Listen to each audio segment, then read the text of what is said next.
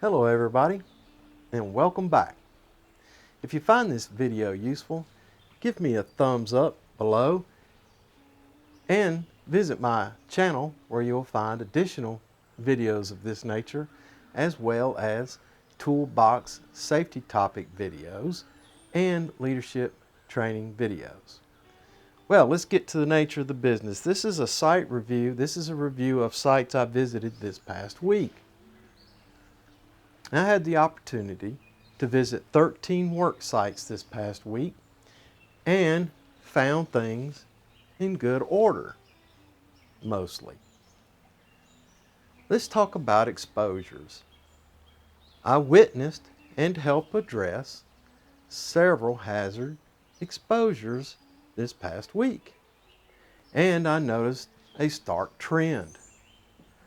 Large, complicated jobs with an abundance of complexities and multiple work groups involving a large workforce had very few and minor hazard exposures, while a small work group of less than 10 in the workforce had several very hazardous exposures.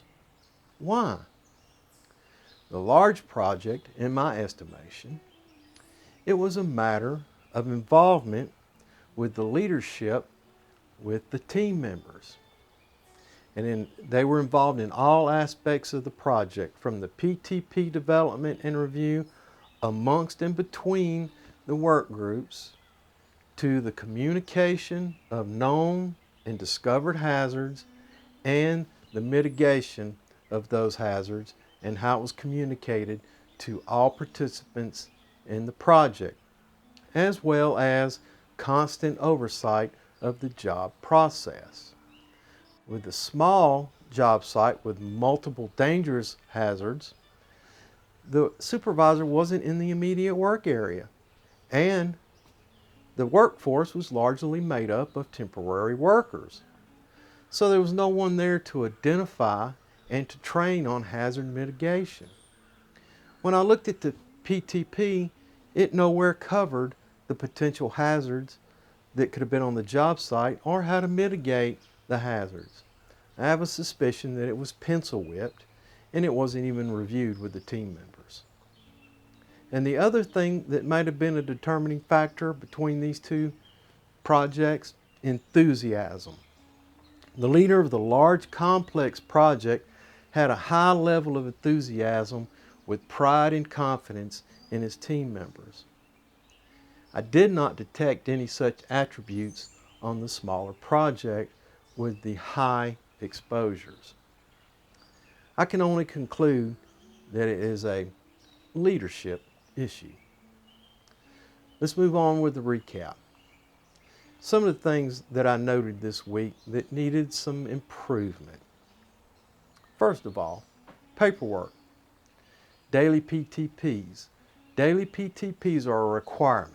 The PTP is the most important tool in your arsenal. Use it and use it well. Pre-demolition survey. A pre-demolition survey is required prior to the commencement of structural demolition activities. It must also be available for review. Safety meetings. Regular weekly documented safety meetings are a requirement. Follow the requirements. They are required for a reason. Equipment inspections. Documented pre-start equipment inspections are a requirement. If there's an equipment-related injury, it will be one of the first things investigated. Let's talk about fall protection. Let's talk about working from roofs. On roofs, warning lines are to be established 15 feet from the roof edge. Anyone outside of the warning line shall be protected from falls. Also remember, when using machinery on a roof, ensure that the machinery operates parallel to those warning lines. Let's talk about floor openings. Floor openings greater than 2 inches are to be covered, the covers to be marked, and it's to be secured, the covers are to be secured against movement.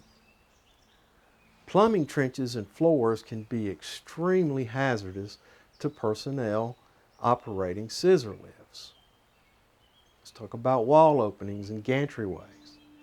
Personnel working at or near wall openings and gantryways shall be protected from falls by the use of personal fall protection equipment or barricades. Now, dropped objects. Areas below an elevated work surface shall be protected from dropped objects by the use of barricades, canopies, or spotters. Silica dust exposure. Silica exposure control plan.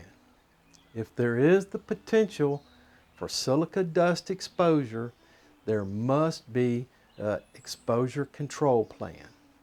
And if there's an exposure control plan, it must be adhered to. And then is it table 1 or option 2 on the ECP? Know the difference.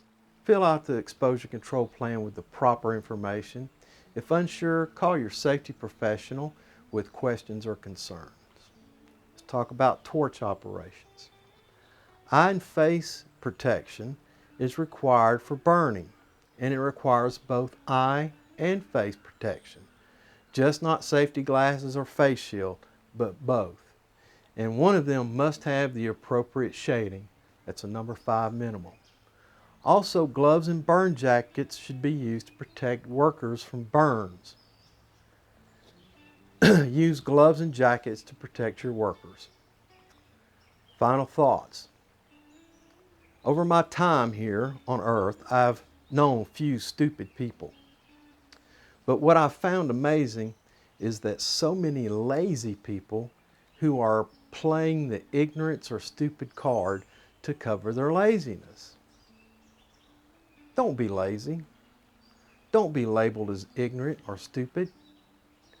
Do what you know is right and do it to the best of your ability. Thanks for watching. If you found this video useful, give me a thumbs up to encourage me to make more videos of this type. Also, subscribe to my channel where you will find additional videos of this nature, as well as toolbox topic training videos and leadership training videos. Until we see each other again, take care of yourself, look out for your coworkers, and I'll see you in the field.